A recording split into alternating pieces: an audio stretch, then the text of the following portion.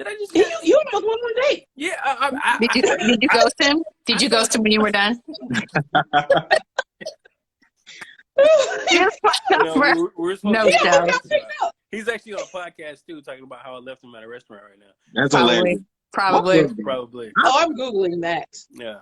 Like I met this almond brown Negro, and something about his hair and his eyes that I just had to ask. Look, I saw something about this before. That was like, what? I think it was a comedian and stuff talking about accidentally going on a gay date. Because that's my boy Barry. Okay, yeah, I'm like, it was funny though. I'm like, that junk will sneak up on you.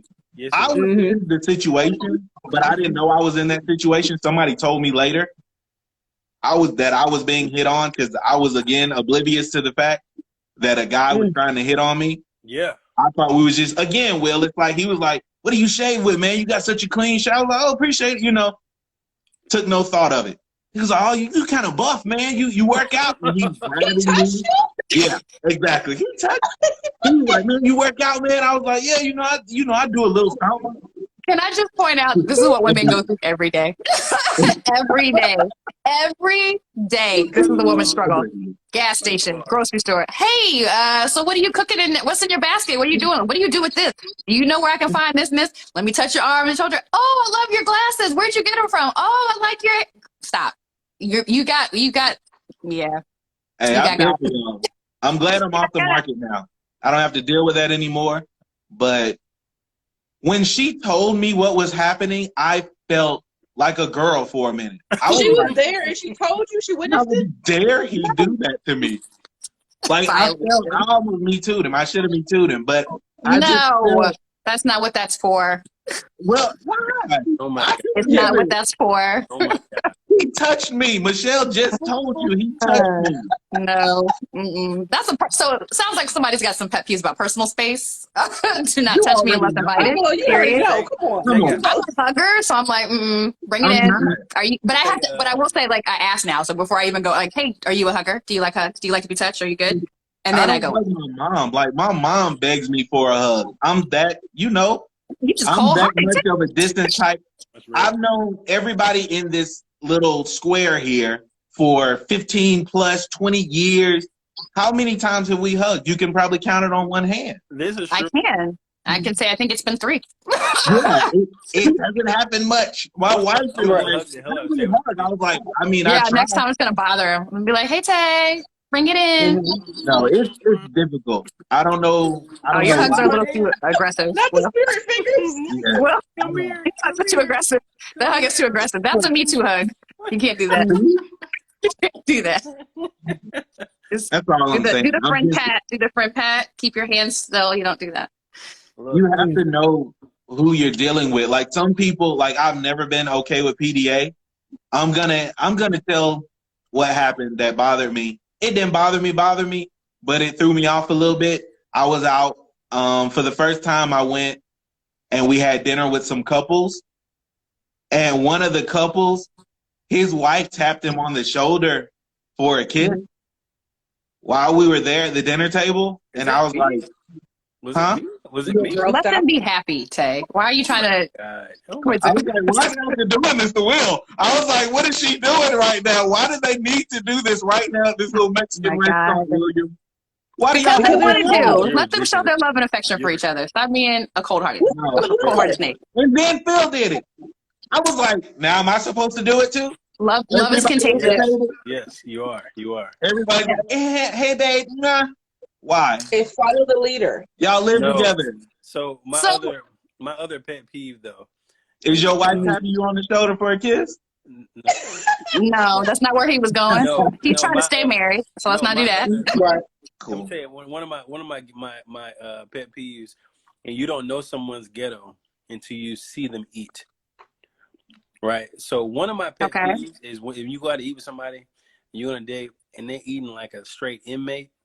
They just like they haven't been had real food in like a solid 6 months. They've been in solitary confinement and just got into the mess hall.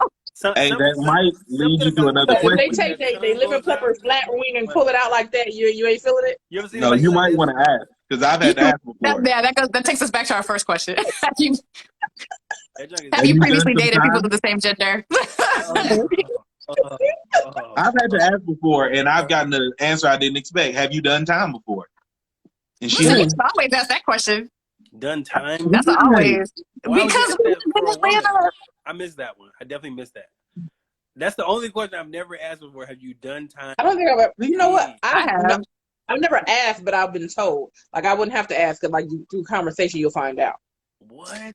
Have you done time? I never. Welcome to being a woman again. Yeah. Welcome to being a woman.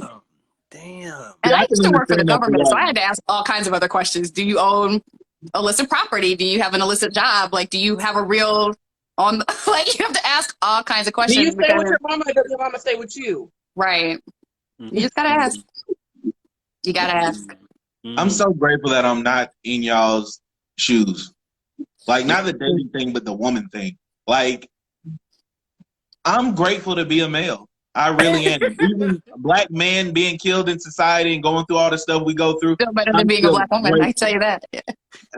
I couldn't make it as a female. I told my wife straight up, if I was a female, I'd be a completely different person.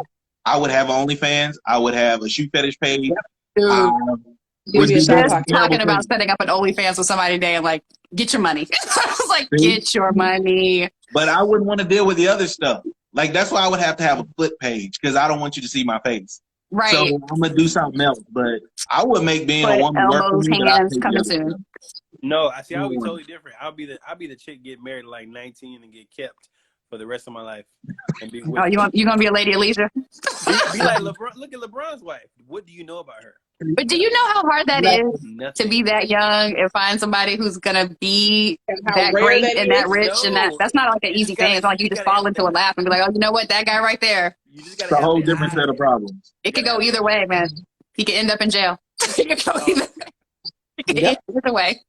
No, you got. I don't know. Well, I will say, Tay, you brought up something. While I don't have a problem with PDA, whatever your weird psychological issues are with that, I do have a thing about being clingy. Like, I don't like I don't like people on me all the time or like wanting to be up under me all the time. Like, I'm one of those people. I feel like I could date you if you live someplace far away, and then we only saw each other for because I've been living alone for so long. It's just easier. But like, I don't need you like up on me. Like, I get hot. I don't need people on top of me. Like, hug me and leave me alone. Kiss me and leave me alone. What was the show growing up? They had the mom and dad had two different beds. Oh, the Cleavers? A lot of them. Yeah. Yeah. I don't want to have two different beds. I need to sleep with you. I don't want you, like, can we just have a king size bed and you have a side and I have a side? Because I don't need you to be like right up under me. Doesn't work. I don't need to be in the nook when I sleep. Like, I just get hot. I don't like people up on me. That still doesn't work. I just told her we're going to get a double king. Makes no sense. She'd still be right there beside me. And but that's the behavior of being right beside somebody. Like, I will stay on my side. You need to stay on your side. And we can get up and have a life together and do all those things. I need a fan on all year round, and I just need you to get up on me. You're a whole nigga. Okay, I am. Yeah. But I think clingy translates to beyond just like physically clingy, like people who like need to call you when you go out with your girlfriends every 15 minutes. Like, I don't need anybody. Like, can I go on vacation with my friends? Have you done time? I'm not just, as to Will's point, I am not displaying thought behavior when I vacation. So I would like to go on vacation and have a good time. I will go on vacation with you too. I just need to have moments of like time with concentrated other individuals that I enjoy. So as in my friends, not like a whole nother relationship, for the record. Of course. I'm very pro go out, be with other people. Yes. I feel like this can make that heart grow fonder. Like, I think that we need some time apart. We don't need to be under each other all the time. Because quite frankly, you knowing me, I'm going to get aggravated with you. I'm going to get tired of you. My wife and I have an understanding. If we're in the house together for probably 3 or more days, she knows I'm going to start to get irritated over little stuff. Yep. Like, we already understand it. So at some point, it's like, I need to go out with my friends. You need to go out. Somebody needs to go out. That you breathing in right. hard? Yeah. Go to the grocery store by yourself. Like, I don't like the couples who do like everything together. Like, we work out together. Absolutely. We go to the grocery store together. We go on vacation together all the time. We do everything together. Like, we need to be together. You need space.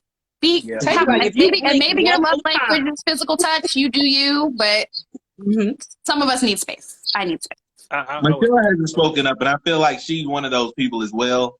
that needs their space and alone time at times. Absolutely, at all times. She said at all times. That doesn't work, but what? That's not a relationship, Michelle. That does not make a relationship. That just means you're single. I don't know. There's a difference. There's a difference. This goes back to this. There's right times that you want to be bothered, and there's times that you don't want to be bothered. When I don't want to be bothered, give me my space. And then when I say, all right, I'm ready to, socialize, cool. But if I'm telling you, leave me the hell alone, please leave me the hell alone. That's it. This goes back to this notion right here. Because I felt like when I got a divorce, there was like this window of space that if I stayed single too long, I would never want to be with anybody. Yeah. And there's this notion, like, do you guys think that like being single too long just kind of poses an issue trying to get back with like absolutely in relationship mode? It's irritating. Yeah, it is. If you try to get back into the game, it's irritating to me. It's an adjustment. I wouldn't say it's irritating. I enjoy it, but it is because then you go so long. Like, and I experienced it too. So when I got divorced, it was like you spent years. Like I was together with somebody for almost 8 years, and you spend a lot of time like in that other person's life, right? Like, so it's like every time you make a decision, you're thinking about that person. Everything you do is about that person, like joint checking accounts. When you going on vacation, when you're planning to go to work, like you think about your schedule, their schedule.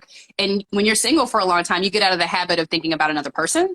So like when you move in together with your significant other for the first time, it's the same kind of adjustment, just on a bigger scale. I think that it's that piece of having to put somebody in consideration. Like now when I do things, I can leave a dish in the sink a couple extra days because it's just me. I can do my laundry when I want to because it's just me. I can, go where I want and leave when I want and do it how I want because it's just me. And I think having to make that shift into a relationship can be difficult when you're single for a long time. It's true, because speaking of just me, thinking about somebody else is unreal to me. So speaking of just me, right? When I was single, the detergent I used cost like $4. Right? You heard what I'm saying? Yes. Cost $4. I used the Purex. Okay. Now, being married to a whole adult woman, the detergent I use is like $15. It is a Gain Nature Breeze, some shit. But your laundry smells great, doesn't it? Oh my God. You don't know how you lived your life with that Purex before. It's crazy. But you're like, when I was single, stuff was cheap. My meal was $3. Because she's single. It's you, because you didn't care about that kind of stuff. But your partner does. So I think, I told you my pet peeve was about it being inconsiderate. Like that is one. Like she's being considerate of you, you're being considerate of her. Like she likes nice detergent. Maybe she has an allergy. Maybe she needs a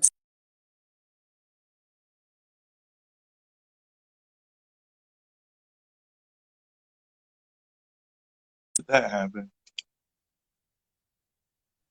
and it comes with a higher price tag, and that's okay because there's two of you to share the weight of that. So that's true. So you want nice things.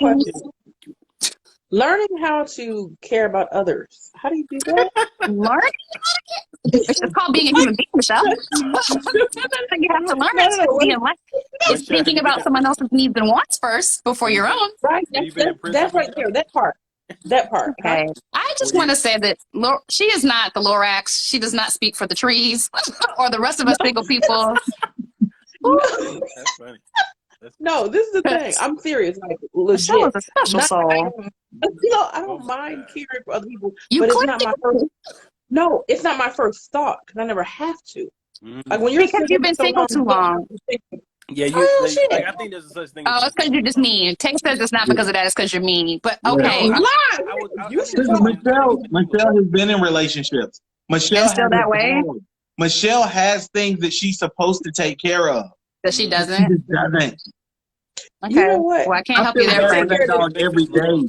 I disagree. I think it's just been too long, Michelle. You can't go like years not going on some dates and stuff like that. And that's just being in a relationship, because I think that's also something that you have to be in a relationship for some time for that switch to happen too. Like it doesn't just happen on dating. At least have a conjugal visit. You here and there. You can't. What he said. Really? What he said. Really? You can't just have solitary. It changes your mood. It'll make it nicer.